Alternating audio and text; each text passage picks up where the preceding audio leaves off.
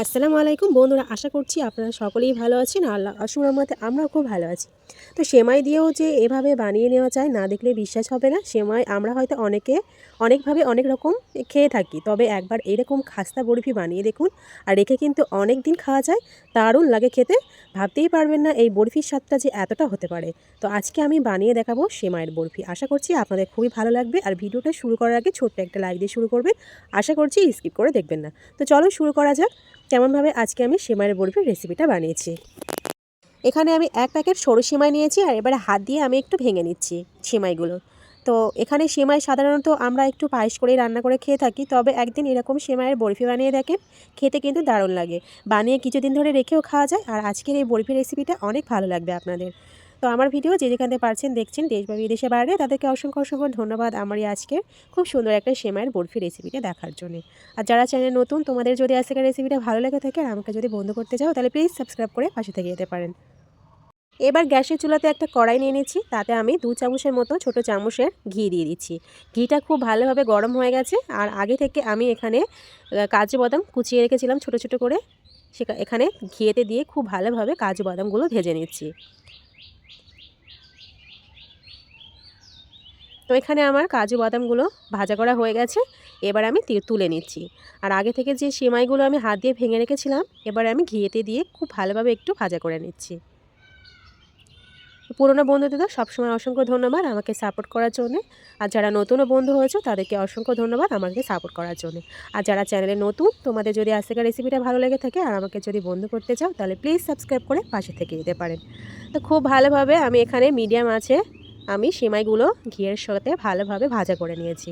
এবার আমি সিমাইগুলোকে তুলে নিচ্ছি।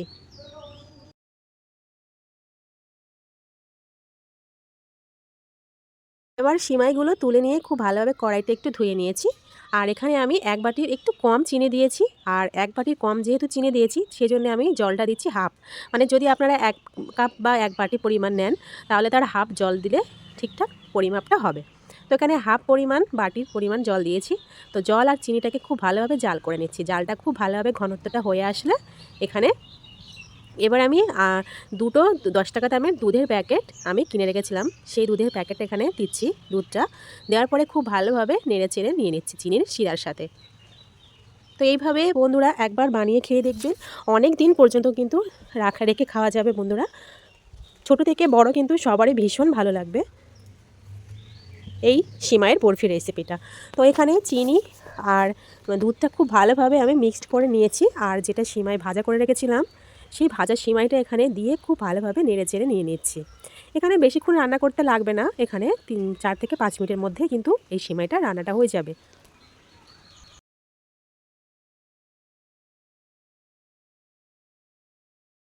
এখানে আমার সিমাইগুলো ভালোভাবে রান্নাটা করা হয়ে গেছে। এবার আমি তুলে নিচ্ছি। আর দেখলেই বুঝতে পারবেন তারপরে আমি কিভাবে রান্নাটা করছি। এখানে আমি সিমাইয়ের বরফিটা সেট করার জন্যে আমি যেভাবে ব্যবহার করছি দেখলে বুঝতে পারবেন। আপনারা চাইলে কিন্তু একটা থালাতে দিয়ে কিন্তু বরফিটা সেট করতে পারেন।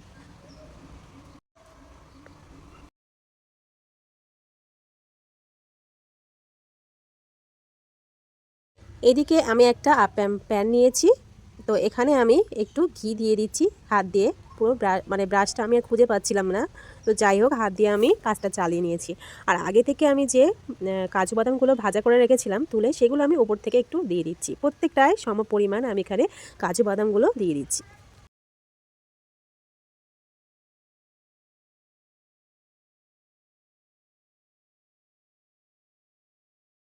এবারে এখানে আমি 1 চামচ করে প্রত্যেকটায় প্যানেতে আমি এখানে দিয়ে দিচ্ছি। তো সমান পরিমাণে সমপরিমাণে সবটাই একইভাবে দিয়ে দেব বন্ধুরা। তো এইভাবে একবার হলেও বন্ধুরা বাসায় এইভাবে খুব চটজলদি সেমাইয়ের বরফি রেসিপিটা কিন্তু আপনারা বানিয়ে ফেলতে পারেন, আর অনেক দিন সংরক্ষণ করে কিন্তু খেতে পারেন বন্ধুরা।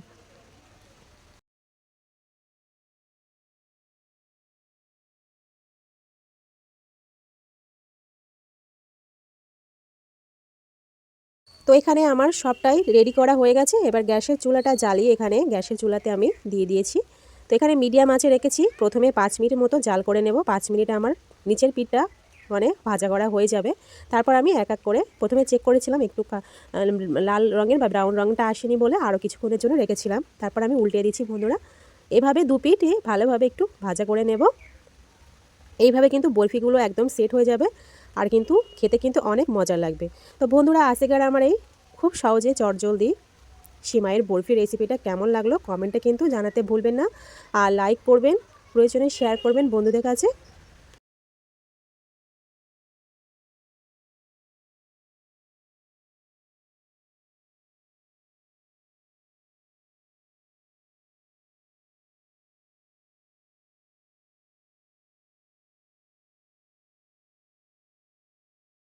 আজকে এই পর্যন্ত, আবার অন্য এক রেসিপি নিয়ে আপনাদের সঙ্গে হাজির হব। তো বন্ধুরা, সুস্থ থাকবেন, ভালো থাকবেন, নিজেদের খেয়াল রাখবেন।